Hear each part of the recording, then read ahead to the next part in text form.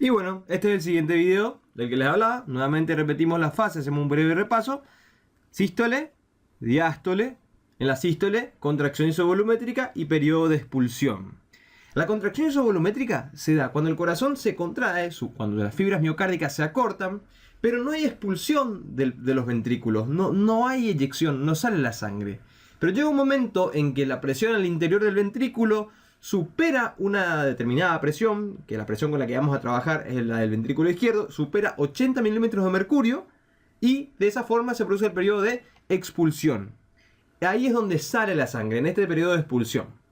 Y luego la fase de diástole, que tiene la relajación isovolumétrica y la del llenado ventricular. La relajación isovolumétrica se da cuando se cierran las dos válvulas, tanto auriculoventriculares como sigmoideas, y el corazón se empieza a relajar con un volumen que es el que quedó después de la sístole, que es de 50 mililitros aproximadamente, que vamos a llamar volumen TL sistólico o volumen de final de sístole. Y después de que se produce la relajación isovolumétrica, la presión en la aurícula había aumentado suficientemente como para poder abrir las válvulas auriculoventriculares y que la sangre pase desde la aurícula hasta el ventrículo. Yo sé que en el video anterior les dije que no les iba a dar teoría, pero esta teoría fue flash, así volando, por eso perdónenme. Pero bueno, ahora sí vamos a ver las imágenes. Acá tenemos la fase de relajación isovolumétrica. ¿Qué les dije? Que es una fase en la que los ventrículos, antes de empezar, les digo que vamos a trabajar con el ventrículo izquierdo porque de determinada forma es el que más compromiso patológico tiene. Si el ventrículo izquierdo falla, ¿quién nos va a tirar la sangre o quién nos va a dar la sangre hacia los tejidos? ¿Quién va a irrigar a los tejidos si el ventrículo izquierdo falla? Entonces por eso tomamos el ventrículo izquierdo. El ventrículo derecho trabaja de la misma forma que el ventrículo izquierdo, pero con diferentes presiones, pero es el trabajo de la misma forma. El ciclo cardíaco se da de la misma forma, solamente las presiones son diferentes. Los volúmenes son iguales, solamente varían las presiones. Así, habiendo entendido por qué vamos a trabajar con el ventrículo izquierdo más que con el derecho, seguimos. La fase de relajación isovolumétrica comienza cuando las válvulas aórticas y pulmonares se cierran. La válvula aórtica y la válvula pulmonar se cierran. ¿Cuándo se cierran? Después del periodo de expulsión. Pero ya llegamos a ese periodo. Se cierran después del periodo de expulsión y el corazón, el derecho como el izquierdo, se empiezan a relajar con un volumen de sangre que quedó después de la eyección. Este volumencito que podemos ver acá, que es de 50 mililitros aproximadamente en cada lado. 50 y 50. Se comienza a relajar. Y a eso le llamamos periodo de relajación isovolumétrica. Relajación porque los ventrículos se relajan. Volumen porque iso significa igual y volumen significa volumen.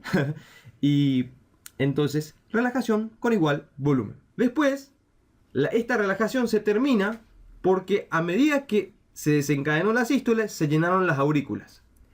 Y estas aurículas aumentan su presión intracavitaria y provocan que se abran las válvulas auriculoventriculares para dar inicio al periodo de llenado. De esa forma, la sangre pasa de la aurícula hacia el ventrículo con 70 mililitros de sangre en 3 pasos. El primer paso es un periodo de llenado rápido, en el que se llena aproximadamente un 70%.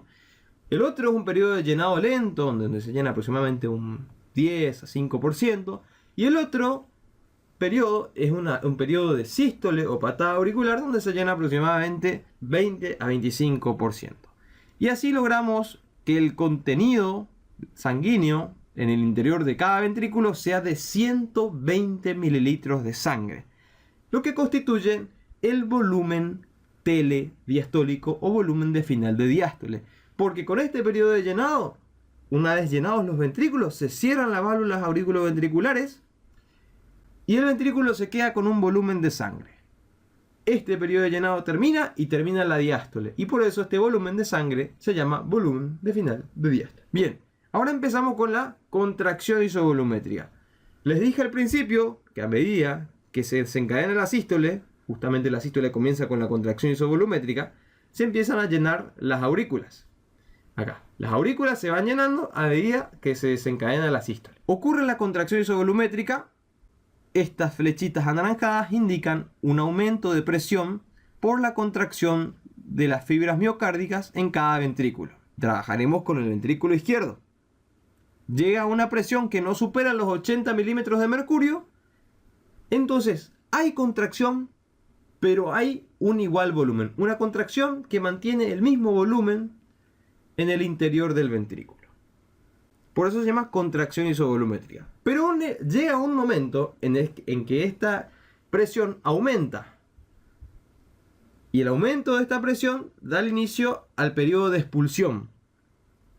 El aumento de esta presión, como se puede ver en la barra de la izquierda, aumenta la presión y con el aumento de la presión se abren las válvulas aórticas y pulmonares. Se vencen los 80 milímetros de mercurio de la aorta y se abre la válvula aórtica.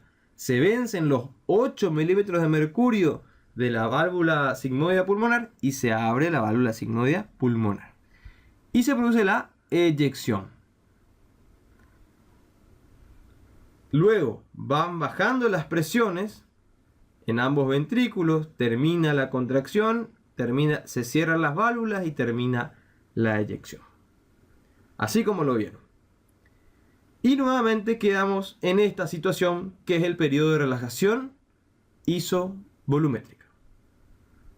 Y eso es el ciclo cardíaco. Vamos a ver en el siguiente video una curva que nos permite interrelacionar fonocardiograma, electrocardiograma, presión ventricular, presión aórtica y también volumen ventricular. Así que no se pierdan el siguiente video, el link va a estar acá arriba también.